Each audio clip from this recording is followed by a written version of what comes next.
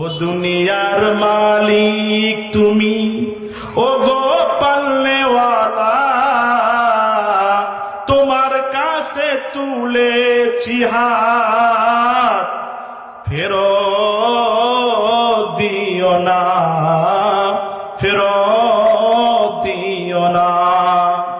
ও রহমান মালিক তুমি, ও গো পালনেওয়ালা, তোমার কাছে তুলেছি হাত, সহিতে পারি না জ্বালা, সহিতে পারি না জ্বালা।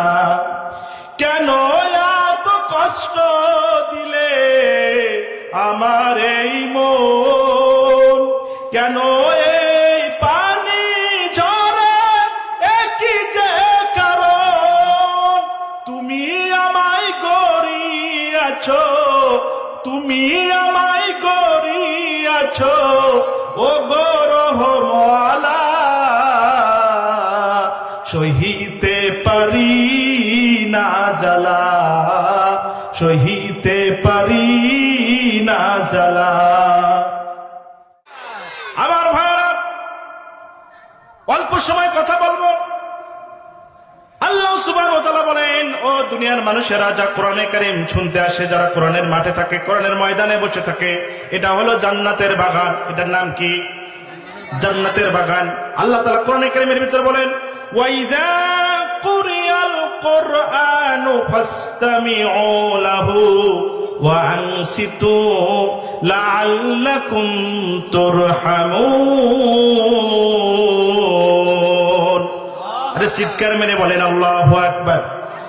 আমার ভাইরা, আল্লাহ সুবহানাহু ওয়া তাআলা কোরআনে কারীমে বলেন, যখন তোমাদের মাঝে কোরআন থেকে আলোচনা করা হয়, কোরআন থেকে যখন কথা বলা হয়, ওই জায়গায় যারা চুপচাপ সহ শ্রবণ করে, আল্লাহ সুবহানাহু ওয়া তাআলা তাদের আমলনামায় অগণিত রহমত বর্ষণ নাজিল করতে থাকে। চিৎকার মেরে বলেন সুবহানাল্লাহ। ভাইরা আমার, আজকে আমি একটা বিষয় নিয়ে আপনাদের সামনে আলোচনা করব। আলোচনার নাম হলো, মুসলমানের যদি 8টা গুণ থাকে তারা জান্নাতে তারা যাবে, আর এই 8টা গুণ যদি না থাকে তাহলে মুসলমান সোজা জাহান্নামে চলে যাবে। মুসলমানের গুণ যদি কয়টা থাকে বলেন তো? জোরে বলেন, কয়টা? আরো জোরে। মুসলমানের গুণ যদি থাকে 8টা, তাহলে তারা হবে জান্নাতি। আর যদি মুসলমানের এই 8টা গুণ না থাকে, তারা হবে জাহান্নামী। আপনারা কি এটা শুনতে চান? আরো জোরে বলেন, শুনতে চান? আগে কোরআন থেকে বলি। আল্লাহ তাআলা কোরআনে কারীমের ভিতরে বলেন, ওয়া ইবাদুর রাহমানিল্লাযীনা ইয়ামশুনা আলাল আরদি হাওনা, ইয়ামশুনা আলাল আরদি হাওনা, ওয়া ইযা জাতাবাহুমুল জাহিলুনা ক্বালু সালামা। একটু চিৎকার মেরে বলেন আল্লাহু আকবার।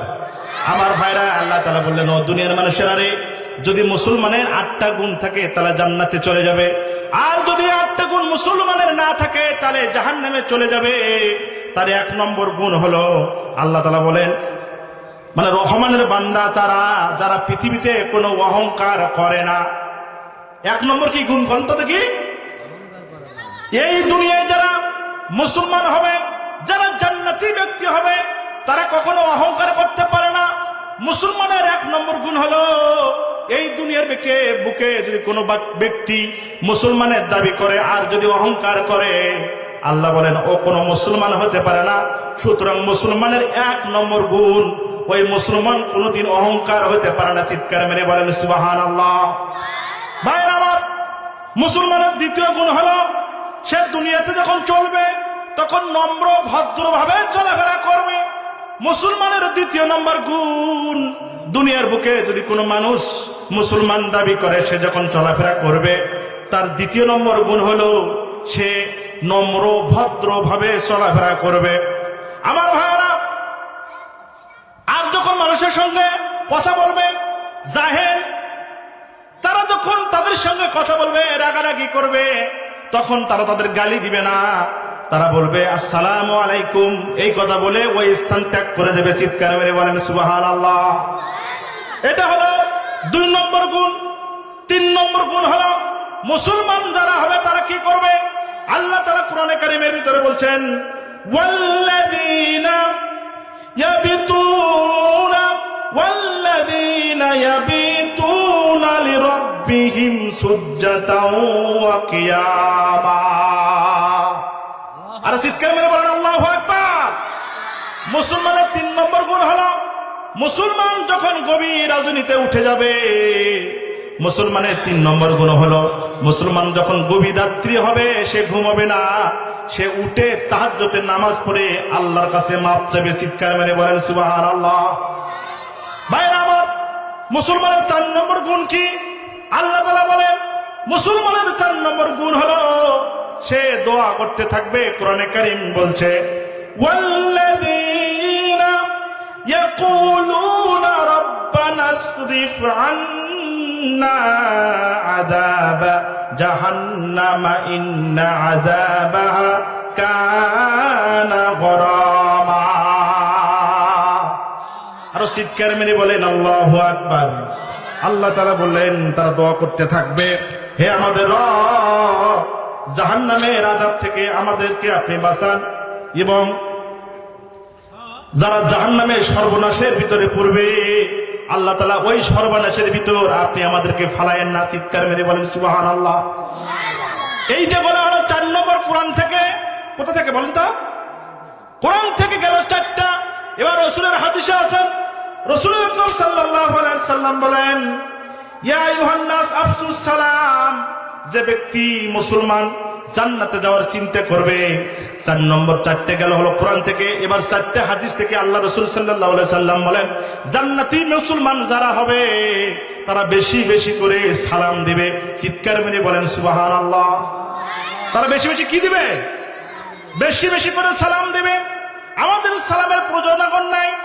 এখন হুজুর হয়ে আরেকটা হুজুরের দিকে চেয়ে থাকে, ওই হুজুর আমাকে সালাম দিবে।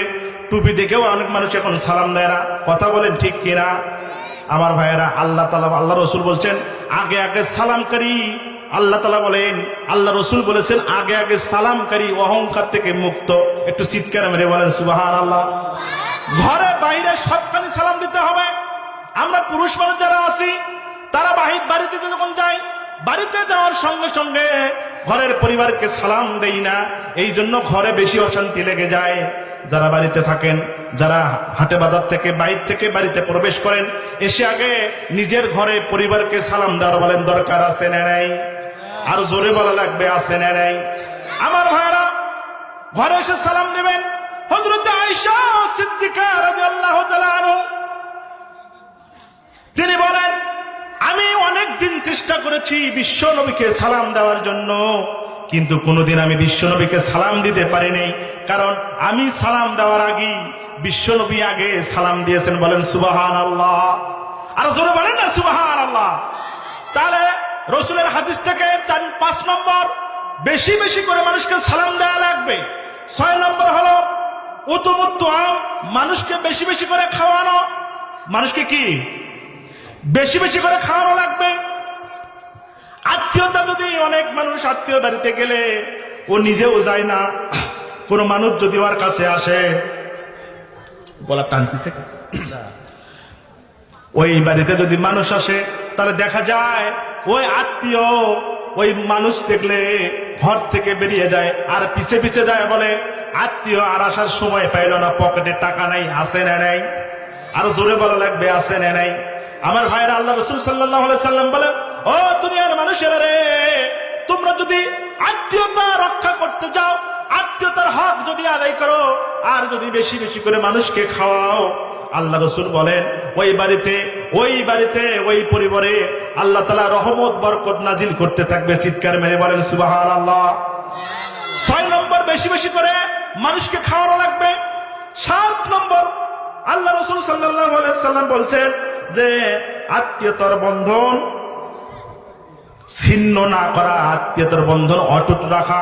আত্মীয়তা যারা আছে তাদের বাড়িতে যাতায়াত করা, তাদের সাথে সম্পর্ক রাখা।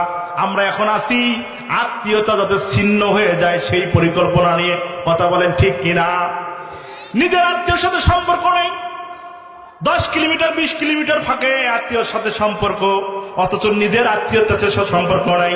আল্লাহ রাসূল বলেছেন, যারা আত্মীয়তা সম্পর্ক ছিন্ন করবে তারা কোনোদিন জান্নাতে প্রবেশ করতে পারবে না। চিৎকার মেরে বলেন নাউজুবিল্লাহ। 8 নম্বর, গভীর রাত্রে নামাজ পড়া। আল্লাহ রাসূল সাল্লাল্লাহু আলাইহি সাল্লাম বলেন, যারা জান্নাতি মুসলমান হবে 8টা গুণের ভিতরে সর্বশেষ গুণ হলো মুসলমান কোনোদিন বেশি করে ঘুমাবে না, সে অল্প ঘুমাবে, অল্প খাবে, আর আল্লাহর সাথে ইবাদত বন্দেগীতে লিপ্ত হবে। এই 8টা গুণ যদি কোনো মুসলমানের থাকে, আল্লাহ রাসূল বলেন ওই লোকটা সোজা জান্নাতে চলে যাবে। চিৎকার মেরে বলেন সুবহানাল্লাহ। তাহলে 1 নম্বর গুণ হলো কি? অহংকার। 2 নম্বর গুণ, কাউকে গালি দেওয়া যাবে না। 3 নম্বর গুণ, নিজের রবের সামনে সিজদা করে থাকা লাগবে। 4 নম্বর গুণ, যে জাহান্নামের আগুন থেকে বেশি বেশি করে বাঁচার জন্য দোয়া করা লাগবে। 5 নম্বর গুণ, বেশি বেশি সালাম দেওয়া। 6 নম্বর গুণ, মানুষদেরকে বেশি বেশি খাওয়ানো। 7 নম্বর গুণ, আত্মীয়তার বন্ধন রক্ষা করা। আর 8 নম্বর গুণ হলো গভীর রাত্রে ইবাদত করা। চিৎকার মেরে বলেন সুবহানাল্লাহ। গুণের কথা বললাম কয়টা? আরো জোরে বলেন কয়টা? 8টা। এই 8টা গুণ যদি মানুষের মুসলমানের থাকে তাহলে সে সোজা জান্নাতে চলে যাবে। আর এই 8 গুণের যদি একটাও কারো কাছে না থাকে, সেই কোনোদিন মুসলমান হতে পারে না, সোজা জাহান্নামে চলে যাবে। চিৎকার মেরে বলেন নাউজুবিল্লাহ। আমার ভাইরা, এটা বললাম কোরআনের শাব্দিক অর্থ তরজমা। এবার ব্যাখ্যায় যাই। আল্লাহ বলছেন, ওয়া ইবাদুর রহমানিল্লাযীনা ইয়ামশুনা আলাল আরদ।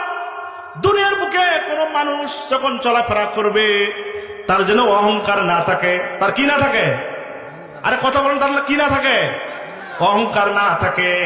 আমার ভাইয়েরা, অহংকার যদি থাকে আমার আল্লাহ নবীকেও ক্ষমা করে না। চিৎকার মেরে বলেন আল্লাহু আকবার।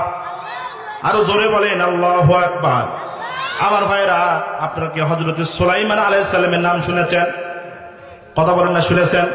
কি আমাদের পাশের বাড়ি সুলাইমান বাজারের হযরত সুলাইমান আলাইহিস সালাম আমাদের নবী। আল্লাহ তাআলা তাকে এত জ্ঞান দিয়েছিলেন, এত বুদ্ধি দিয়েছিলেন। সুলাইমান আলাইহিস সালামের বাবার নাম ছিল হযরত দাউদ আলাইহিস সালাম। হযরত দাউদ আলাইহিস সালাম যখন ক্ষমতায় বাদশাহী তখন সুলাইমান আলাইহিস সালাম দাউদ আলাইহিস সালামের সন্তান। আমার ভাইরা, আমার বন্ধুগণ, একদিন এক বুড়িমা সুলাইমান আলাইহিস সালামের সামনে দিয়ে যাচ্ছে। যাওয়ার সময় ওই দাউদ আলাইহিস সালামের কাছ থেকে ওই এলাকা দিয়ে যখন যাচ্ছে, 1 কেজি আটা নিয়ে বুড়িমা তার বাড়ির দিকে রওনা দিয়েছে। কয় কেজি আটা? আরো জোরে বলা লাগবে, কয় কেজি? 1 কেজি আটা নিয়ে রওনা দিয়েছে। কিছু দূর যাওয়ার পর দেখে ওই ব্যাগের আটা উড়ে উড়ে সমুদ্রের দিকে রওনা দিয়েছে। চিৎকার মেরে বলেন সুবহানাল্লাহ। আরো জোরে বলেন আল্লাহু আকবার। আমার ভাইরা, আটা উড়ে গিয়েছে। এবার বুড়িমা আবার ঘুরে হযরত দাউদ আলাইহিস সালামের কাছে যায়, বলল, দাউদ নবী আমার, 1 কেজি আটা নিয়ে বাড়িতে যাইতেছিলাম, গরিব মানুষ, অভাবী লোক, বাড়িতে যা, এই আটা দিয়ে রুটি বানায় খাবো। কিন্তু হঠাৎ করে দেখি এই যে আটা উড়ে উড়ে সমুদ্র দিকে চলে গেল। আমি বুঝতে পারলাম না, আপনি মেহেরবানি করে আমাকে আটা ফেরত দেন। যে আটা উড়ে গিয়েছে ওই আটা আমাকে ফেরত দেওয়ার ব্যবস্থা করে দেন। চিৎকার মেরে বলেন সুবহানাল্লাহ। আমার ভাইরা, কারণ হলো দাউদ আলাইহিস সালামের এলাকা থেকে আটা উড়ে গিয়েছে, সেই জন্য আটা ফেরত দেওয়া লাগবে। দাউদ আলাইহিস সালাম বলল, ঠিক আছে, তোমার 1 কেজি আটা উড়ে নিয়ে গিয়েছে বাতাসে, ঠিক আছে। তিনি 2 কেজি আটা দিলেন। কয় কেজি? আরে কয় কেজি? 2 কেজি আটা দিলেন। 2 কেজি আটা নিয়ে যখন যাচ্ছেন, হযরত সুলাইমান আলাইহিস সালাম তাকে দেখেন বুড়িমা 2 কেজি আটা সামনে নিয়ে চলে যাচ্ছেন। বুড়িমা ডাকতে বললেন, বুড়িমা, হযরত সুলাইমান আলাইহিস সালাম বুড়িমাকে ডাকতে বলেন, ও বুড়িমা, এই আটা নিয়ে তুমি কোথায় চলে যাচ্ছ? বুড়িমা ডাকতে বলেন, বাবারে, 1 কেজি আটা নিয়ে যাচ্ছিলাম বাড়িতে যাওয়ার সময় কিছু মাঝখানে রাস্তা দিয়ে দেখি আটাগুলো উড়ে উড়ে সমুদ্রের দিকে কোথায় যেন বাতাসে উড়ে নিয়ে গেছে। তোমার বাবার কাছে গেলাম, যাওয়ার পরে তোমার বাবা 2 কেজি আটা দিল, এই আটা নিয়ে বাড়িতে যাচ্ছি। একটু চিৎকার মেরে বলেন মারহাবা। হযরত সুলাইমান আলাইহিস সালাম বললেন যে না, 2 কেজি আটা হবে না, আপনি ঘুরে যান। যা বলেন 2 কেজি আটা হবে না, আমাকে আরো আটা দেওয়া লাগবে। তোমার বাতাসে আমার আটা উড়ে নিয়ে গেল কেন? আটা আরো বেশি দেওয়া লাগবে। আবার বুড়িমা নিয়ে গেছেন ব্যাগটা, নিয়ে যাওয়ার বলছেন দাও, এই আটা দিয়ে হবে না, তোমার ছেলে আমার পাঠাইলো, আরো আটা দেওয়া লাগবে। এইভাবে যাইতে যেতে হযরত দাউদ আলাইহিস সালাম তাকে 1 বস্তা আটা দিয়ে দিছে। কয় বস্তা? আরো জোরে বলা লাগবে, কয় বস্তা? 1 বস্তা আটা দিয়ে দিয়েছে। এবার আবার সুলাইমান আলাইহিস সালামের সামনে দিয়ে যাচ্ছে। যাওয়ার সময় বুড়িমাকে ডাক দিয়ে বলছে, বুড়িমা কতটুকু আটা দিয়েছে? বলছে এই 1 বস্তা দিয়েছে রে বাবা। হযরত সুলাইমান বললেন, আরে বুড়িমা 1 বস্তা আটা দিয়ে হবে না। বললো, বাবা আমার আর লজ্জা লাগে, আমি আর যেতে পারবো না, তোমার বাবার কাছে আমি আর যেতে পারবো না, তুমি যদি সাথে যাও তাহলে এটা সম্ভব, তাছাড়া আমি যেতে পারবো না। এবার দাউদ আলাইহিস সালাম ওই বুড়িমাকে সঙ্গে করে নিয়ে ওই দাউদ আলাইহিস সালামের কাছে সুলাইমান আলাইহিস সালাম বুড়িমাকে সঙ্গে নিয়ে গেছে। একটু চিৎকার মেরে বলা যাবে কি মারহাবা? আমার ভাইরা, বুড়িমা যখন তার কাছে গিয়েছেন, হযরত সুলাইমান আলাইহিস সালাম দাউদ আলাইহিস সালামকে ডাক দিয়ে বলছেন, আব্বা,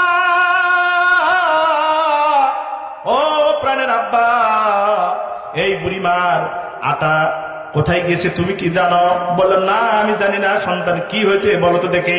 এবার সুলাইমান আলাইহিস সালাম ডাকতে বলছে, ও আমার পিতা দাউদ, আপনি দুনিয়ার বাদশাহ, কিন্তু ঘটনা তো আপনি জানেন না। বলছে, কি ঘটনা? বলছে, বাবারে দাউদ আলাইহিস সালাম তার সন্তান হযরত সুলাইমান আলাইহিস সালাম বলছে, বাবা এই বুড়িমার আটা, আমাদের একটা জাহাজ আসতেছে, ত্রাণের জাহাজ, কোটি কোটি টাকার সম্পদ নিয়ে ওই জাহাজটা আমাদের দিকে আসতেছে। ওই আস্তে আস্তে জাহাজটা ফুটো হয়ে গেছে। ওই ফুটোর ভিতরে আল্লাহ রাব্বুল আলামিন কুদরতি ভাবে এই আটা নিয়ে যা, ওই ফুটো বন্ধ করে দিয়েছে। চিৎকার মেরে বলেন সুবহানাল্লাহ। আপনারা মনে হয় খুশি হন নাই? খুশি হন নাই? আর চিৎকার মেরে বলেন না সুবহানাল্লাহ। আমার ভাইরা বলছে, আটা নিয়ে যা, ফুটো বন্ধ করেছে। সুতরাং এত কোটি কোটি টাকার সম্পদ, এই বুড়িমার 1 কেজি আটা নিয়ে যা, ওই ফুটো বন্ধ হয়ে গেল, তাকে 1 বস্তা দিয়ে কিভাবে বিদায় করে দাও বাবা গো। সুতরাং আমি চাই এই বুড়িমা যতদিন বেঁচে থাকবে, খাইতে যা আটা লাগবে সেই আটা তোমাকে দেওয়া লাগবে। চিৎকার মেরে বলেন আল্লাহু আকবার। হযরত দাউদ আলাইহিস সালাম বললেন, ঠিক আছে, তুমি যে বলেছ সত্য, আজ থেকে বুড়িমার দায়িত্ব আমাদের। এই বুড়িমা যতদিন বেঁচে থাকবে, তার সন্তান সন্ততি যতদিন বেঁচে থাকবে, ততদিন তাদের পরিবারের দায়িত্ব আমরা দাউদ আলাইহিস সালামকে নিয়ে নিলাম। চিৎকার মেরে বলেন সুবহানাল্লাহ। এই হলো হযরত সুলাইমান আলাইহিস সালাম।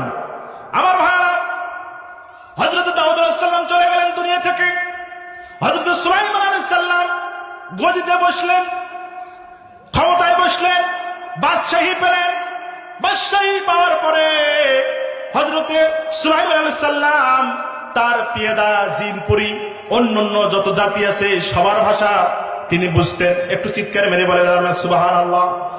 আমার বন্ধুগণ, আমার ভাইরা, সমস্ত ভাষা যখন তিনি বুঝতেন, হঠাৎ করে একদিন ডাক দিয়ে বলছেন, ও আমার সৈন্যবাহিনী শোনো শোনো। কি বললো? কি বললো? ও আমার সৈন্যবাহিনী, আমি একটা বিয়ে করতে চাই, তোমরা একটা আমার জন্য মেয়ে খুঁজে দাও। একটু চিৎকার মেরে বলা যাবে না সুবহানাল্লাহ। আমার ভাইরা, এলাকার লোক বলল যে মেয়ে খোঁজো। কি মেয়ে?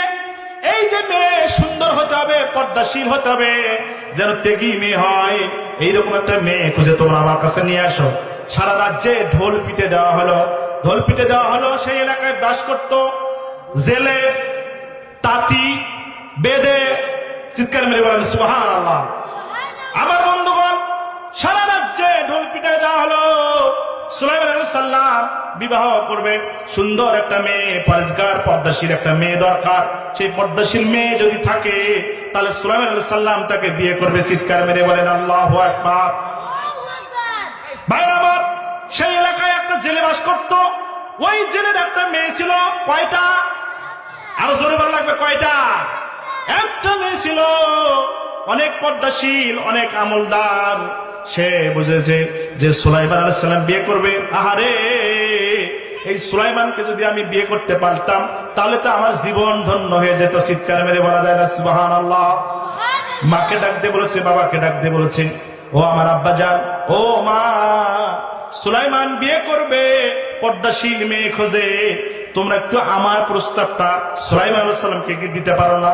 একটু চিৎকার মেরে বলে জানা সুবহানাল্লাহ। আমার ভাইরা, সুলাইমান আলাইহিস সালামের বিবি হওয়ার আশা করেছে। বাবা জেলে আর মা ডাক দিয়ে বলে, এ মা, তোর বড় আশা, কিন্তু এই আশা তো কখনো মিটানো সম্ভব নয়। কারণ সুলাইমান আলাইহিস সালাম বিয়ে করবে, সে কি আর জেলের মেয়ে বিয়ে করবে নাকি? সে কি আর জেলের মেয়ে, গরিবের মেয়ে বিয়ে করবে নাকি? সুতরাং তুই যে আশা করেছিস, এই আশা কখনো বাস্তবায়ন করা সম্ভব নয়। সুতরাং তুই এই আশা তোর মন থেকে বাদ দিয়ে দি। তারপরেও এই কথা যখন তার মা বাবা বলল, এই জেলের মেয়ে, সে বলল যে না না, আমি ছাড়বো না, আমি মা বাবার কথা শুনবো না, আমি নিজে তাকে বিয়ের প্রস্তাব দেবো। চিৎকার মেরে বলেন সুবহানাল্লাহ।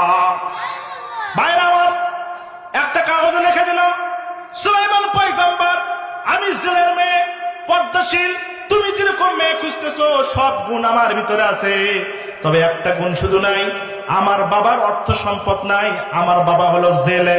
একটু চিৎকার মেরে বলা যায় না মারহাবা?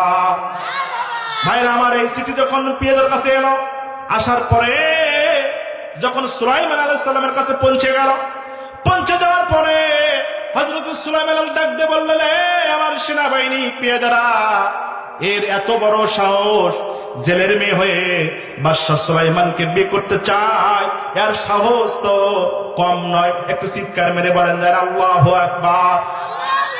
এই কথা যখন বলেছে, বলার পরে এই কথা ওই জেলের মেয়ে শুনেছে। কে শুনেছে? আরো জোরে বল লাগবে, কে শুনেছে? জেলের মেয়ে শুনেছে।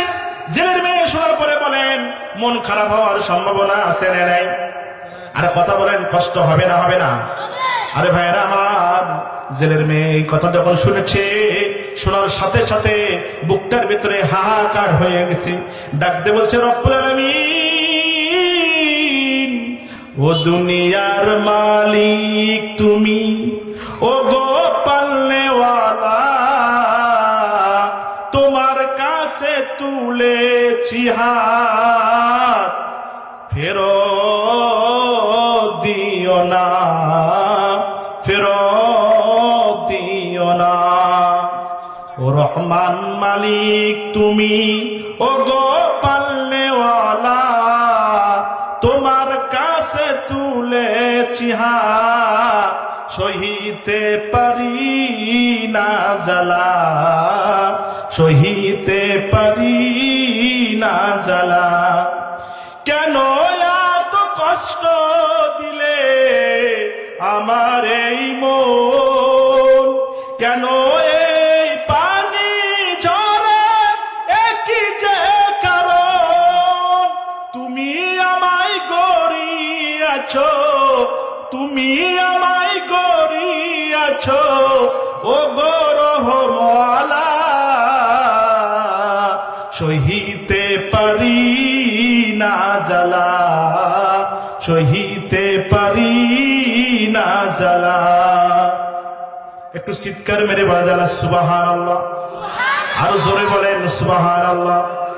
এইভাবে যখন ওই জেলের মেয়ে আল্লাহর দরবারে কান্নাকাটি শুরু করে দিয়েছে, আমার আল্লাহর প্রাণে জোশ লেগে গেছে। আল্লাহ তাআলা ডাক দিয়ে বলেন, পয়গম্বর সুলাইমান, ও সুলাইমান রে, তোর বাবাকে আমি নবী বানাইলাম, বাদশাহী দান করলাম, সেই বাদশাহী তোরে দিলাম, তোরে নবী বানাইলাম, অথচ একটা জেলের মেয়ে তোর সঙ্গে বিয়ে বসতে চাইছে। তুই অন্যভাবেও তাকে ডিনাই করতে পারতি, কারণ বিয়ে করতে হবে কুপুর সাথে কুপু মিলাইয়া। যদি বড়লোক হয় বড়লোকের মেয়ে বিয়ে করবে, জেলে হলে জেলের মেয়ে বিয়ে করবে, কামলা দিলে কামলার ছেলের সঙ্গে বিয়ে দিবে, চাকরিজীবী মেয়ে হলে চাকরিজীবীর সঙ্গে বিয়ে দিবে, কথা ঠিক আছে। কিন্তু এইভাবে তুই জেলের মেয়েটাকে কষ্ট দিলি কেন?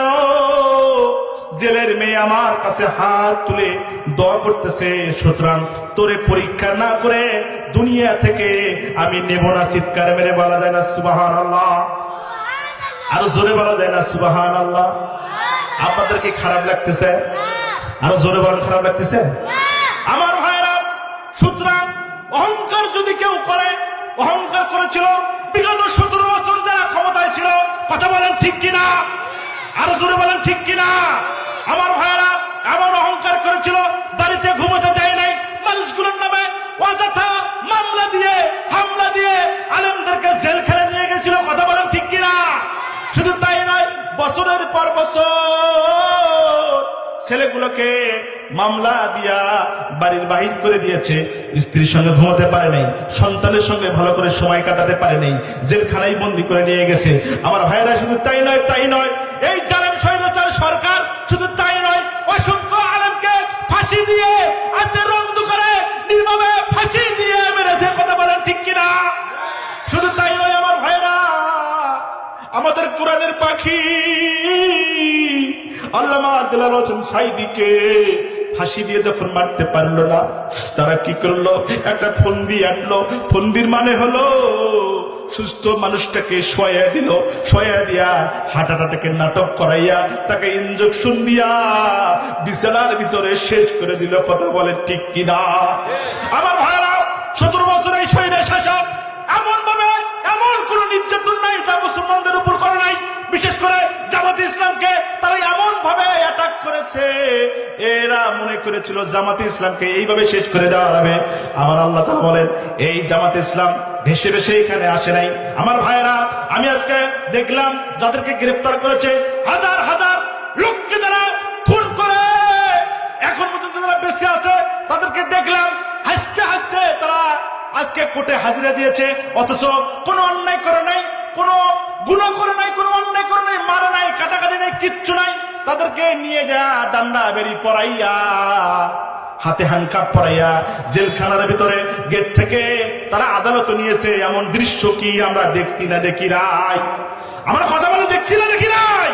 সুতরাং ডক্টর ইউনূস সাহেবকে বলতে পারি, আপনি মাটি পুরে আসেন নাই, আসমান থেকে নেমেন নাই। আপনাকে আমরা এই রক্তের ভিতর দিয়ে আপনাকে ক্ষমতায় বসেছি। কথা বলে ঠিক কিনা? সুতরাং আলেমদের সাথে যারা এরকম 2 নম্বরই করেছে, এরকম নির্যাতন করেছে, তাদেরকে লোক সমাজে শাস্তি দিয়ে জনগণের কলজা ঠান্ডা করেন। কথা বলেন ঠিক কিনা? বিটিআর বিদ্রোহের বিচার এখনো শুরু করা হয় নাই। আমরা বুঝতে পারতেছি না দেশ কোন দিকে যাচ্ছে। সুতরাং আমি অনুরোধ করব, যারা এই যে আসিফ নজরুলের ব্যাপারে যেগুলো তথ্য এখন পর্যন্ত আমাদের কাছে আছে, আমরা যে খবরগুলো দেখতেছি, সুতরাং এখনই যদি আসিফ নজরুলের ব্যাপারে যদি পদক্ষেপ না দেওয়া হয়, তাহলে হয়তো হতে পারে আগামী আবার একটা বিপ্লব হতে পারে। এই আসিফ নজরুলের জন্য আবার আমাদের মাঠে লাগতে পারে। যদি যাওয়া লাগে, যদি আবার শহীদ হওয়া লাগে, তারা কি, আপনারা কি সেই মাঠে যদি প্রস্তুত আছেন? কারা কারা আছেন? 2 হাত উঁচু করে আল্লাহকে দেখান। লিল্লাহ তাকবীর। আল কোরআনের আলো, আল হাদিসের আলো, লিল্লাহ তাকবীর।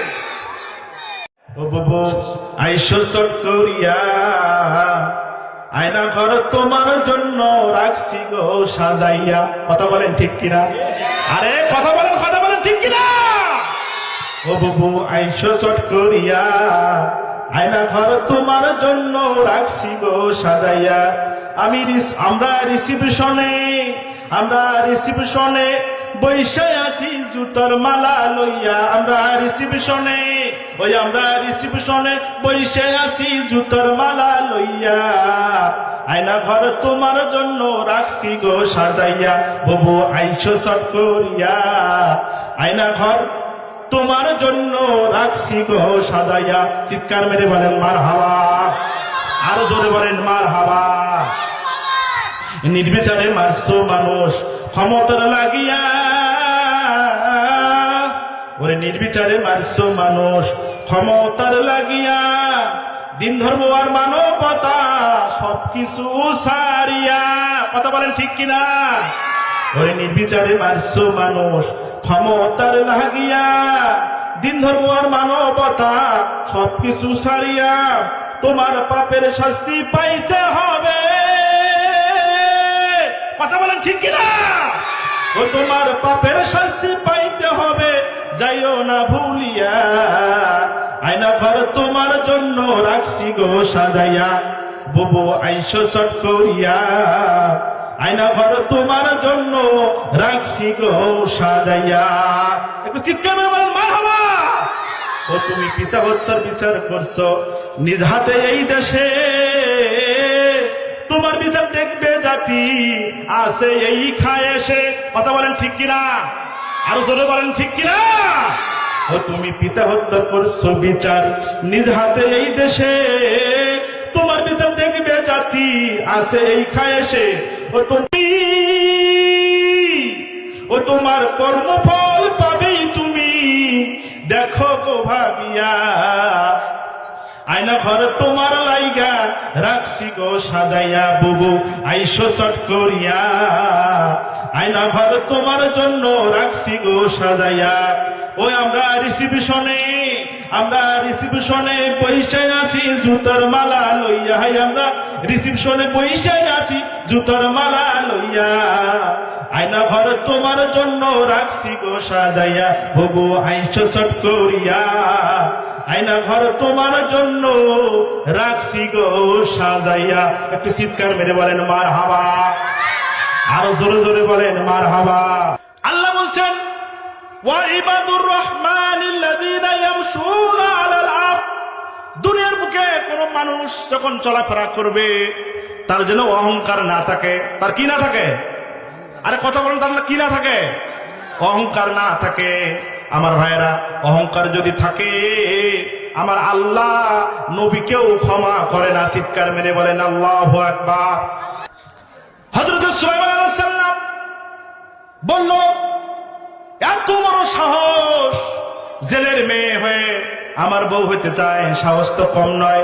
বলেন তো এই কথা ওই যে জেলের মেয়ে শুনেছেন, কষ্ট হয়েছে না হয় নাই? আরো জোরে বলে রাখবে, হয়েছে না হয় নাই? সুতরাং বন্ধুগণ আমার, যখন আপনারা মানুষের সামনে কথা বলবেন এমন কোন কথা বলা যাবে না সেই মানুষটা যদি কষ্ট না পায়। এমন কথা বলবেন যদি মানুষটা কষ্ট পায়, আর কষ্ট পাওয়ার পরে যদি আল্লাহর কাছে দুহাত তুলে আল্লাহকে ডাক দিয়ে বলে রব্বুল আলামিন, এই লোকের কথার প্রতিবাদ করার ক্ষমতা আমার নাই, ও মাবুদ আমার ক্ষমতা নাই, কিন্তু তুমি তো ক্ষমতাদার, এই যে কথা আমাকে বলে কষ্ট দিয়েছে আল্লাহ তুমি তার উচিত বিচার করে দিও। চিৎকার মেরে বলেন সুবহানাল্লাহ। এই কথা যদি আল্লাহর কাছে যায়, আল্লাহ বিচার করার ক্ষমতা আছে না নাই? আরো জোরে বলে রাখবে, আছে না নাই?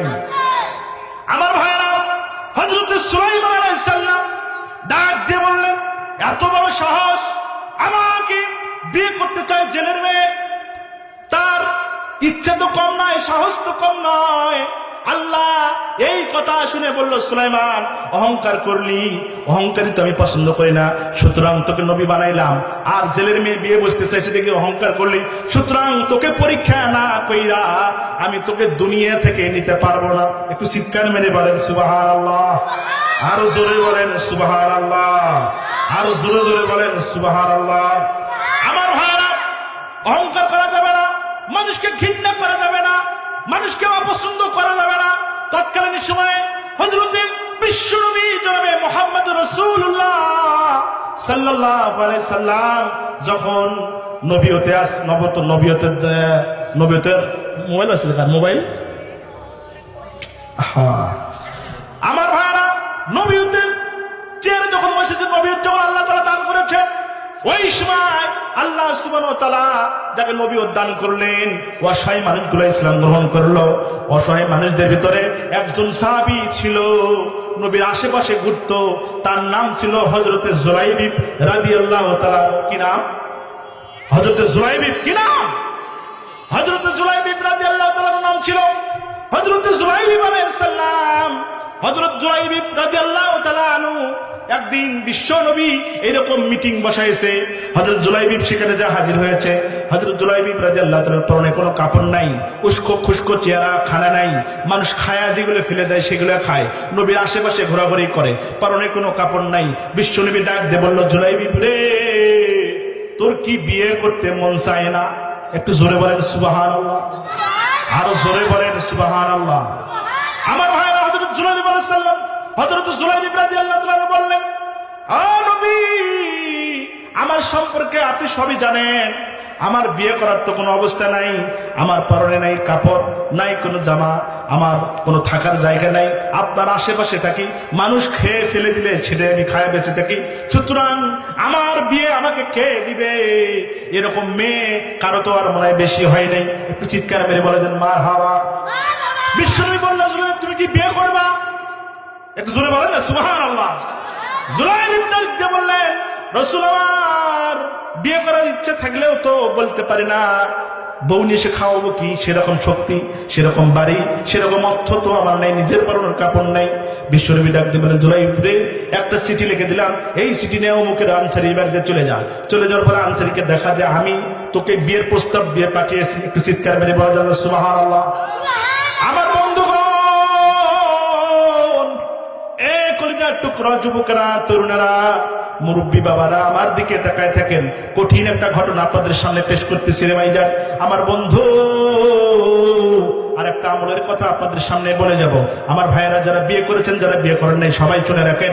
আমার বন্ধুগণ, মেয়েদের এমন একটা জায়গা আছে, ওই মেয়েকে যদি সেখানে হাত দিয়ে যদি তাকে রাত্রে ঘুমায়া আপনি দিতে পারেন, একবার সারা রাত্রি জেগে থেকে নফল ইবাদত করলে যে সওয়াব হবে, আল্লাহ রাব্বুল আলামিন সেই সওয়াব ওই পুরুষের আমলনামায় দান করে দিবেন। চিৎকার মেরে বলা যাবে সুবহানাল্লাহ। একটা মেয়ে মানে নিজের স্ত্রীকে, নিজের স্ত্রীর সারা শরীরের ভিতরে এমন একটা জায়গা আছে, ওই জায়গায় হাত দিয়ে যদি একটা ঘুম যদি শুধু পাড়ায় দিতে পারেন, সারা রাত্রি দাঁড়িয়ে থেকে নফল ইবাদত করলে যে সওয়াব হতো, আমার আল্লাহ তাআলা ওই বান্দার আমলনামায় দান করে দিবেন। চিৎকার মেরে বলা যাবে সুবহানাল্লাহ। এই আমলটার কথা কি আপনারা শুনতে চান? শুনতে চান? কারা কারা চান? দুহাত উঠান তো একটু। সিদ্দাল্লাহ তাকবীর। আমার ভাইরা, হযরত জুলাইবিব আলাইহিস সালাম, হযরত জুলাইবিব রাদিয়াল্লাহু তাআলা আনহু চিঠি নিয়ে চলে গেলেন আনসারের বাড়িতে।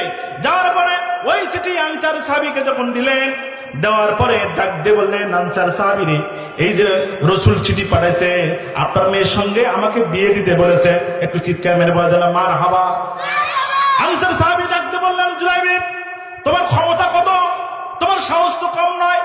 এই আনসার পরিবারে কোটি কোটি টাকার মালিক আমি, আর তুমি এসেছো আমাকে বিয়ে করার জন্য, আমার মেয়েকে বিয়ে করার জন্য, তোমার সাহস তো কম নয়। স্ত্রীকে ডাক দিয়ে বলছে, ও বিবি, দেখো দেখো, জুলাইবিব এসেছে আমার মেয়েকে বিয়ে করার জন্য, যার কোনো পরনে কোনো জামা নাই, খাইতে পারে না, মানুষ খাইলে ফেলে দিলে সেইটা খায়, সে আমার মেয়েকে বিয়ে করার জন্য আসছে। একটু চিৎকার মেরে বলা যায় না মারহাবা? আরো জোরে বলেন মারহাবা। বিবি ডাক দিয়ে বলে, সর্বনাশ, একটা মাত্র মেয়ে আমার, না না, চলে যাও, দূর হয়ে যাও এখান থেকে, তোমার সঙ্গে আমার বিয়ে হবে না। এবার ভিতর থেকে মেয়ে ডাকতে বলছে, আম্মু, বিয়ের প্রস্তাবটা কে দিয়েছে তুমি দেখেছো নাকি? একটু চিৎকার মেরে বলা যায় আল্লাহু আকবার। ডাকতে বলে, আব্বু গো, ও আমার আব্বা, চিঠি কে দিয়েছে সেদিকে দি তোমার লক্ষ্য নাই। এ বাবা, ও আমার মা, আমার আম্মু, এই যে বিশ্ব নবী নিজে চিঠি দিয়েছেন বিয়ের প্রস্তাব দিয়ে। আম্মু গো, খবরদার খবরদার, তাকে তোমরা ফেরত পাঠাইও না, তাকে বের করে দিও না, আমি এই বিয়েতে রাজি আছি। একটু চিৎকার মেরে জানা সুবহানাল্লাহ। আমার ভাইরা, মেয়ের কথা শুনে, মেয়ের কথা শুনে আনসারী সাহাবী রাজি হয়ে গেলেন। রাজি হওয়ার পরে ওই দিনে তার বাসরাত্রিতে চলে গেছেন জুলাইবিব রাদিয়াল্লাহু তাআলা আনহু। ইতিমধ্যেই খবর এসেছে, ডাক দিয়ে বলছে, কে আছো নবীর সৈনিকেরা, রেডি হয়ে যাও, রেডি হয়ে যাও, যুদ্ধের জন্য রেডি হয়ে যাও। বিশ্বনবী ডাক দিয়েছেন, যুদ্ধের ময়দানে ঝাঁপি পড়া লাগবে। চিৎকার মেরে বলা যায় না সুবহানাল্লাহ। জুলাইবিব রাদিয়াল্লাহু তাআলা আনহু স্ত্রীকে বলছেন, স্ত্রী রে, যুদ্ধের ময়দানে বিবি আমাকে বিশ্বনবী ডেকেছেন, আর সময় নাই, দেখা হবে তোমার সঙ্গে হাসরের ময়দানে, সুতরাং তোমার সঙ্গে কিছু করতে পারলাম না, আমাকে ক্ষমা করে দিও। জুলাইবিব রাদিয়াল্লাহু তাআলা আনহু যুদ্ধের ময়দানে চলে গেলেন। যুদ্ধ হলো, অসংখ্য সাহাবী মারা গেল। সাহাবী যখন মারা গেল, বিশ্বনবী ডাকতে বলেন, এ সাহাবীরা, কে কোথায় আছো রে? লাশগুলো একখানে করো। এ সাহাবী, লাশগুলো একখানে করা হলো। সব সাহাবীকে পাওয়া গেল। বিশ্বনবী ডাক দিয়ে বলতেছে, রে সাহাবীরা, আমার জুলাইবিব কই? আমার জুলাইবিবকে আমি দেখতে পাচ্ছি না। একটু চিৎকার মেরে বলা যায় না সুবহানাল্লাহ। আমার বন্ধুগণ, হযরত জুলাইবিব রাদিয়াল্লাহু তাআলা আনহু কেউ তেমন চেনে না। বিশ্বনবী নিজে খুঁজতে লাগলেন। খুঁজতে খুঁজতে দেখে এক কোনায় অসংখ্য তরবারির আঘাতে খণ্ড বিখণ্ড হয়ে জুলাইবিব রাস্তায় পড়ে আছে। চিৎকার মেরে বলা যায় না সুবহানাল্লাহ। ভাইরা আমার, জুলাইবিব রাদিয়াল্লাহু তাআলা আনহুকে বিশ্বনবী কোলে নিলেন। কোলে নিয়ে বললেন, এ সাহাবীরা, হঠাৎ করে মাথাটা ঘুরিয়ে ফেললেন। সাহাবীরা জিজ্ঞেস করলেন, রাসূলুল্লাহ আপনি হঠাৎ করে মাথা ঘুরালেন কেন? ডাক দিয়ে বলেন, সাহাবীরা রে, আমি যেটা দেখি তোমরা সেটা দেখো না। চিৎকার মেরে বলেন সুবহানাল্লাহ। আমার বন্ধু রাসূলুল্লাহ ডাক দিয়ে বলেন, সাহাবীরা, আমার জুলাইবিবরে আল্লাহ তাআলা এমন ভাবে কবুল করেছে, অসংখ্য হুর কিলিমাত এই জুলাইবিবকে নেওয়ার জন্য আসমান থেকে নেমে আসতেছে। চিৎকার মেরে বলেন সুবহানাল্লাহ। বন্ধু, এই ঘটনা আপনাদের সামনে বলার কারণ, কোন মানুষকে কখনো অবহেলা করবেন না, অপমান করার চেষ্টা করবেন না। কালো হোক, ল্যাংড়া হোক, খোরা হোক, কিছু হোক, সে যদি আল্লাহর কাছে দামি হয়ে যায়, আল্লাহ যদি তাকে ভালোবাসে, তাহলে আল্লাহ তাকে জান্নাতের উচ্চ মাকাম দান করে দেওয়ার ক্ষমতা বলেন আছে না নাই? আরো জোরে বলেন আছে না নাই? আমার বন্ধু এবার হযরত সুলাইমান আলাইহিস সালাম যখন এই কথা বললেন, আল্লাহ তাকে পরীক্ষা করতে চাইলেন যে পরীক্ষা ছাড়া তোমাকে দুনিয়া থেকে নেব না। মনে আছে? আর জোরে বলেন মনে আছে তো? আমার বন্ধু, এইভাবে হযরত সুলাইমান আলাইহিস সালামকে আল্লাহ পরীক্ষা করবেন। অসংখ্য জিন, পাখি, পরী, পৃথিবীর সমস্ত জিনিসের ভাষা বোঝার ক্ষমতা আল্লাহ তাআলা তাকে দিয়েছিলেন। একদিন হঠাৎ করে হযরত সুলাইমান আলাইহিস সালাম, সব নবীর একটা করে মুজিজা ছিল। চিৎকার মেরে বলেন সুবহানাল্লাহ। আমাদের বিশ্ব নবীর মুজিজা ছিল অসংখ্য মুজিজা। চিৎকার মেরে বলেন সুবহানাল্লাহ। আমার ভাইরা, বিশ্ব নবীর মুজিজা কি ছিল? আঙ্গুল দিয়ে ইশারা করে চন্দ্র দ্বিখণ্ডিত হলো, পাথরের সাথে কথা বললে পাথর কথা বলে দিত। এইরকম রাসূল যদি ঘুমতো, এটাও তার মুজিজা, ইবাদত হয়ে যেত। পায়খানা করলে পায়খানার ঘ্রাণ আসতো, পোশাক করলে পোশাকের ঘ্রাণ আসতো, যেদিক দিয়ে যাইতো সারা শরীরে খালি মুজিজা আর মুজিজা। চিৎকার মেরে বলা যায় সুবহানাল্লাহ। হযরত সুলাইমান আলাইহিস সালামের একটা মুজিজা ছিল আংটি। কি? আহা, কথা বলে না কি? আংটি। আংটি তার মুজিজা ছিল। ওই আংটি যার হাতে থাকতো, আল্লাহ তাআলা দুনিয়ার পাগল বানায় ফেলতো। চিৎকার মেরে বলা যায় সুবহানাল্লাহ। হযরত সুলাইমান আলাইহিস সালাম ওই আংটিটা একটা জিনকে, মানে জিন ছিল তার পাহারাদার, ওই একটা জিনকে ওই আংটিটা খুলে বাথরুমে ঢুকছে। কোথায়? আর কথা বলে কোথায়?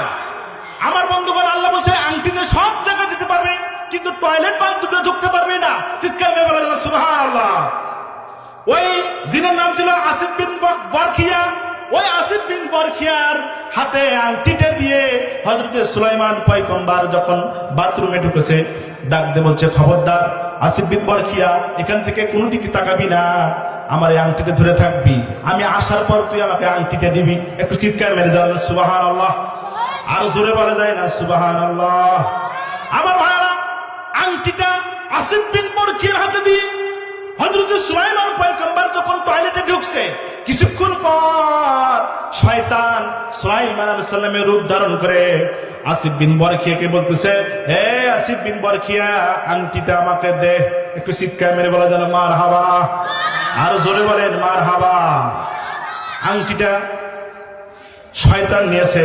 শয়তানের নাম কিতাবের মধ্যে আছে, তার নাম হলো সকরা। কি নাম? আর জোরে বলেন।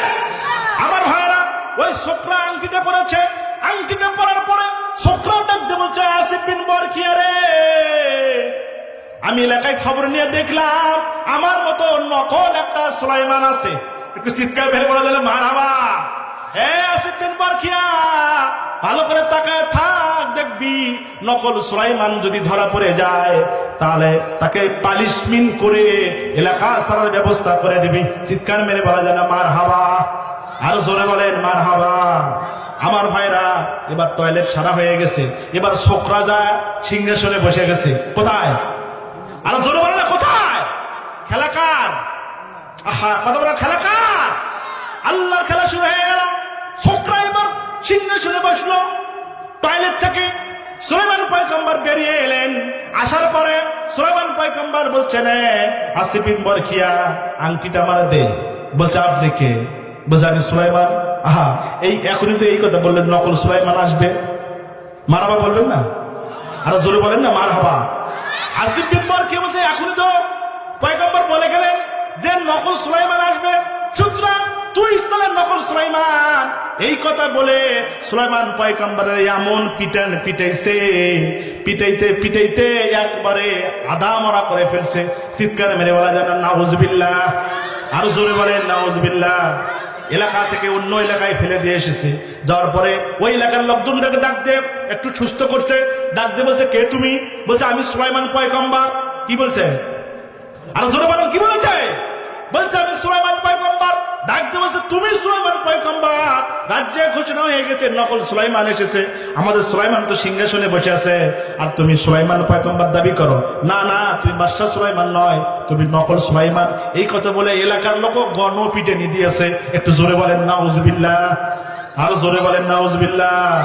খেলা কার? আরো জোরে বলেন। আমার ভাইরা, এইভাবে পিটুনি চলছে। পিটাইতে পিটাইতে ওরা করছে কি? পিটাইতে পিটাইতে একটা নদীর ঘাটে সুলাইমান পয়গম্বররে ফেলে রাখছে। আমার বন্ধুগণ, ওই এলাকায় জেলেরা মাছ মারত। কিতাবের ভিতরে, ইতিহাসের ভিতরে লেখা হয়েছে যে প্রায় সন্ধ্যা নয়, আসরের পরে মাগরিবের ঠিক আগ মুহূর্তে এক জেলে দেখেন সুলাইমান পয়গম্বর পড়ে আছে। হযরত সুলাইমানকে সে মাথায় পানি টেনে দিয়ে ঘষে ঘষে তুলছে। তোলার পরে বলছে, কে তুমি? কোথা থেকে এসেছো? এরকম করে তোমার অবস্থা কেন? কে তোমাকে কিভাবে পিটাইছে? কি হয়েছে? তোমার ঘটনাটা খুলে বলো। সুলাইমান পয়গম্বর ভয়ে তার নাম বলে না, ডাকতে বলছে, আমাকে কে যেন, আমি সব ভুলে গেছি, বুঝতে পারতেছি না কারা যেন কিভাবে আমাদের পিটাইয়া এখানে ফেলে দিল। নিজের কথা আর স্বীকার করে না, সুলাইমান পয়গম্বরের নাম আর ঘোষণা করে না। বলল, ভাই আমাকে আপনার বাড়িতে একটু জায়গা দিবেন? একটু চিৎকার মেরে বলা যায় না সুবহানাল্লাহ। জেলে ডাকতে বলতেছে, হায় হায়, আমার বাড়িতে তোমাকে জায়গা দেব? দেখতে তো খুব ভালো মনে হয়, সুন্দর মনে হয়, আমার তো একটা লোক দরকার। আমার বাড়িতে যদি একটা কাজের লোক থাকে তাহলে মাছ ধরতে আমার জন্য একটু সুবিধা হয়। একটু চিৎকার মেরে বলা যায় না সুবহানাল্লাহ, আরো জোরে বলেন সুবহানাল্লাহ। আমার বন্ধু,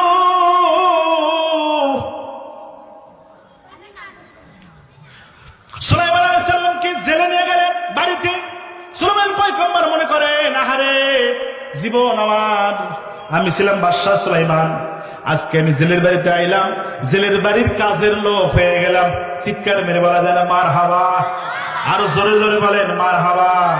আমার বন্ধুগণ, আমার ভাইয়েরা, এবার বলেন তো, দোয়া কবুল করছে জেলের মেয়ের আল্লাহ, ঠিক কিনা? আরো জোরে বলেন ঠিক কিনা? আমার বন্ধুগণ, জেলের সঙ্গে মাছ মারতে গিয়েছে হযরত সুলাইমান পয়গম্বর। জেলের সঙ্গে নদীর পারে মাছ মারতে গিয়েছে। মাছ মারার পরে জেলে দেখলেন এ যাবৎ যত মাছ তিনি মেরেছেন তার সে 3 গুণ মাছ সুলাইমান পয়গম্বর সাথে থাকার জন্য আল্লাহ তাআলা তাকে মাছের ব্যবস্থা করে দিয়েছেন। চিৎকার মেরে বলেন সুবহানাল্লাহ। এবার সুলাইমান আলাইহিস সালাম বাড়িতে গেলেন।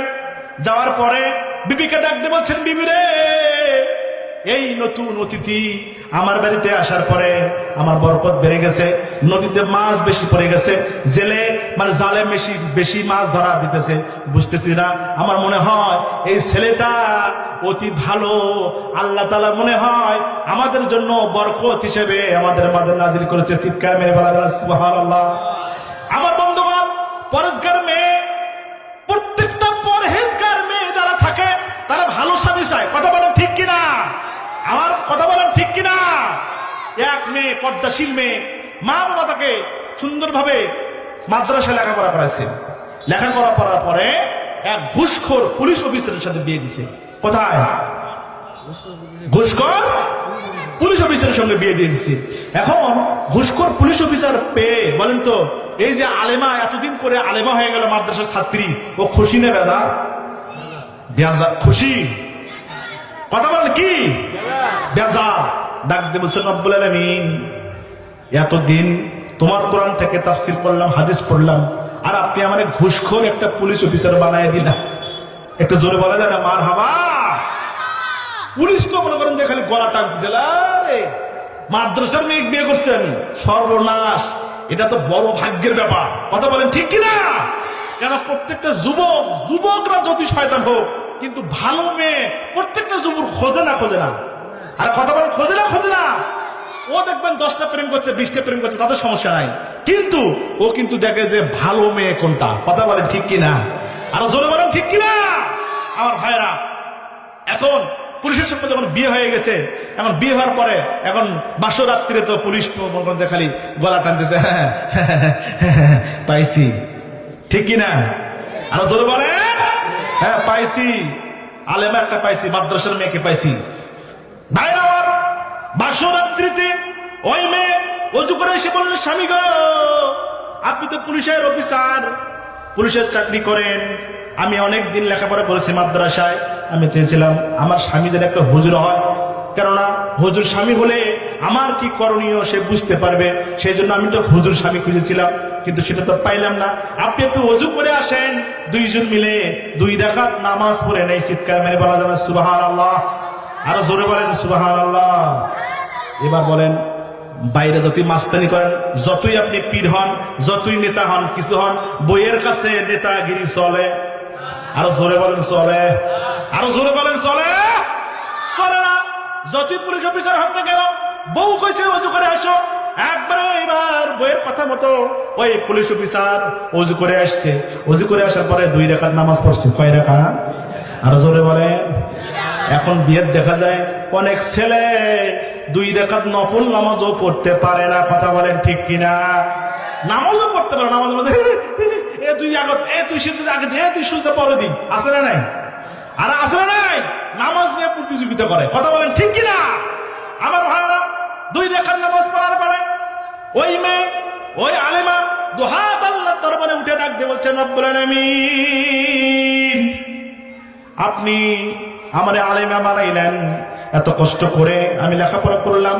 ও মাবুদ, আপনি আমারে একটা ঘুষখোর পুলিশের অফিসার বানাই দিলেন। আমার ভাইয়েরা, ঘুষখোর পুলিশ অফিসার আমারে দিলেন, আমি তো মানতে পারি না আল্লাহ। এ মাবুদ, এই ঘুষখোর পুলিশ অফিসার তুমি আমাকে দিয়েছো, আমার কোনো সমস্যা নাই। আল্লাহ তাআলা মেহেরবানি করে, ও মাবুদ, আমার এই ঘুষখোর পুলিশ অফিসার এতদিন যা ঘুষ নিয়েছে, এতদিন যা ঘুষ খেয়েছে, এতদিন যা অন্যায় করেছে, আমি আর চাই না রব্বুল আলামিন মেহেরবানি করে আমার ঘুষখোর পুলিশ অফিসার সৎ অফিসার বানায় দেন। চিৎকার মেরে বলেন সুবহানাল্লাহ। আর জোরে বলেন সুবহানাল্লাহ। আমার ভাইয়েরা, পুলিশ অফিসার ঘুষ খাইতেছে না, ডাক দিয়ে বলছে, বিবি রে, আর মনোজাত করার দরকার নাই, আর কোন মনোজাত করার দরকার নাই, চোখের পানি ফেলাইও না। কথা দিলাম, আজ থেকে আমি পুলিশ অফিসার আর কোনোদিন ঘুষ খাবো না। চিৎকার মেরে বলা যায় সুবহানাল্লাহ। আর জোরে বলেন সুবহানাল্লাহ। আমার ভাইয়েরা, পুলিশ অফিসার পরের দিন অফিসে গেছে। অফিসে যাওয়ার পরে অফিসাররা যখন ঘুষ খায়, ওই পুলিশ অফিসার ডাক দিয়ে বলে, ভাইয়েরা আমার, তোমরা ঘুষ খাও, আমি আর ঘুষ খেতে চাই না, সুতরাং আজ থেকে আমি নিষেধ করেছি, বইয়ের কাছে কথা দিয়েছি, আর কোনোদিন আমি ঘুষ খাবো না। চিৎকার মেরে বলা যায় সুবহানাল্লাহ। আর জোরে বলেন সুবহানাল্লাহ। আর জোরে বলেন সুবহানাল্লাহ। সুতরাং স্বামীকে ভালো করে স্ত্রী স্বামী যদি স্ত্রী ইচ্ছা করে স্বামীকে ভালো করতে পারে না? পারে না? আরো জোরে বলেন পারে না? পারে না? আরো জোরে বলেন পারে না? পারে না? আমার ভাইরা, হযরত সুলাইমান পয়গম্বর এবার ডাক দেব, যাহারে ছিলাম বাদশা, ছিলাম রাজা, অথচ আমি এখন জেলের পার্টনার হয়ে গেলাম, জেলের কর্মচারী আমি হয়ে গেলাম। এইভাবে 1 দিন 2 দিন করে 1 বছর হয়ে গেছে। কয় বছর? আরো জোরে বলেন কয় বছর? 1 বছর হয়ে গেছে। হঠাৎ করে জেলে ডাক দিয়ে বলতেছে, ওই আমার সঙ্গী, তোমারে আমি একটা কথা বলতে চাই। বলো কি কথা? বললো, এ সঙ্গী, তোমার কথাটা বলতে চাই, সেটা হলো, তুমি কি বিয়ে করতে চাও না? একটু জোরে বলেন সুবহানাল্লাহ। আর জোরে বলেন সুবহানাল্লাহ। ডাক দিয়ে বলছে, বিয়ে করতে চাই মানে আমার তো বাড়ি ঘর কিছুই নেই, বিয়ে কাকে করব? জেলে ডাকতে বললেন, এ পথিক, আমার সঙ্গী রে, আমার একটা মেয়ে আছে বাড়িতে। চিৎকার মেরে বলা যায় সুবহানাল্লাহ। পথিক ডাকতে বলে, সুলাইমান পয়গম্বর, জেলে ভাই, আপনার বাড়িতে 1 বছর হলে আমি অবস্থান করতেছি, কই কোনদিন তো আপনার মেয়ের ওই মেয়েটাকে দেখলাম না, কি ব্যাপার, আপনার মেয়ে কোথায়? আজ পর্যন্ত মেয়েটাকে আমি দেখি নাই। জেলে ডাক দিয়ে বললো, আমার একটা ঘরে মেয়ে আছে, ওই মেয়েটাকে আজ পর্যন্ত কোনো পুরুষ দেখতে পারে নাই। চিৎকার মেরে বলা যায় সুবহানাল্লাহ। আরো জোরে বলেন সুবহানাল্লাহ। আমার ভাইরা, আজ পর্যন্ত কোন পুরুষ আমার মেয়েটাকে দেখতে পারে নাই। আমার ঘরে একটা মেয়ে আছে, তুমি যদি চাও তোমার সঙ্গে আমি বিয়ে দিতে চাই। এবার বলেন, ঘরের পরিবার আছে, পরিবারের বেলা রাতের বেলা যায় ওই মেয়েকে মানে স্ত্রীকে জেলেটা ডাক দিয়ে বলতেছে, বিবি রে, এত সুন্দর ছেলে পৃথিবীতে আর খুঁজে পাওয়া যাবে না। এই ছেলেটা অত্যন্ত ভদ্র এবং মেধাবী এবং আল্লাহ রহমত প্রাপ্ত। এই ছেলেটা যতদিন ধরে আমার বাড়িতে এসেছে ততদিন পর্যন্ত আল্লাহ সুবহানাহু ওয়া তাআলা আমাদের সংসারে বরকত নাজিল করতেছে। চিৎকার মেরে বলা যায় সুবহানাল্লাহ। আর জোরে বলেন সুবহানাল্লাহ। আরে একটু মেয়েরা থেকে লুপ ওই মেয়ে ডাকতে বললেন, ছেলে ভাই, আমার স্বামী, প্রাণের স্বামী, আপনি কি বলেন? একটা পথিক যার কোনো ঠিকানা নাই, বাড়ি নাই, তার সঙ্গে আমার মেয়েটাকে বিয়ে দিতে চাও? হবে না, হবে না, এরকম ছেলের দরকার নাই, আমরা ভালো একটা ছেলে পাইলে বিয়ে দেবো। চিৎকার মেরে বলা যারা সুবহানাল্লাহ, আর জোরে বলেন সুবহানাল্লাহ। এবার ছেলে মনে করছে যে মেয়ে কিভাবে ঠান্ডা করার একটা বুদ্ধি আমার আছে। বাজারে গিয়েছে, যাওয়ার পরে মেয়ের জন্য মানে বইয়ের জন্য শাড়ি কিনছে। কি কিনছে? আর জোরে বলেন কি কিনছে? শাড়ি কিনেছে। আর আসার সময় মিষ্টি জর্দাতে একটা পান নিয়ে এসেছে। সুবহানাল্লাহ বলবেন না? আর জোরে বলেন সুবহানাল্লাহ। মিষ্টি জর্দাতে যখন পান নিয়ে এসেছে, আসার পরে রাতের বেলা বউকে শাড়ি পরাইয়া বলছে, ও বউ, মিষ্টি আমার প্রাণের বিবি, এই পানটা তুমি খাও। খাওয়ার পরে যখন একই বিছানায় ঘুমাইছে, ঘুমানোর পরে ডাকতে বলে, বিবি রে, এরকম ছেলে কিন্তু খুঁজে পাওয়া যাবে না। এই ছেলে যদি হাতছাড়া করো তাহলে কিন্তু ছেলে আর খুঁজে পাবে না। কথা বলেন ঠিক কিনা? আরো জোরে বলেন ঠিক কিনা? আরো জোরে বলেন ঠিক কিনা? বিবি ডাকতে বলল, ঠিক আছে, তোমার যদি পছন্দ হয় তাহলে করাও। চিৎকার মেরে বলা যাবে সুবহানাল্লাহ। মেয়েদেরকে এইভাবে আপনি আয়ত্তে আনতে পারবেন।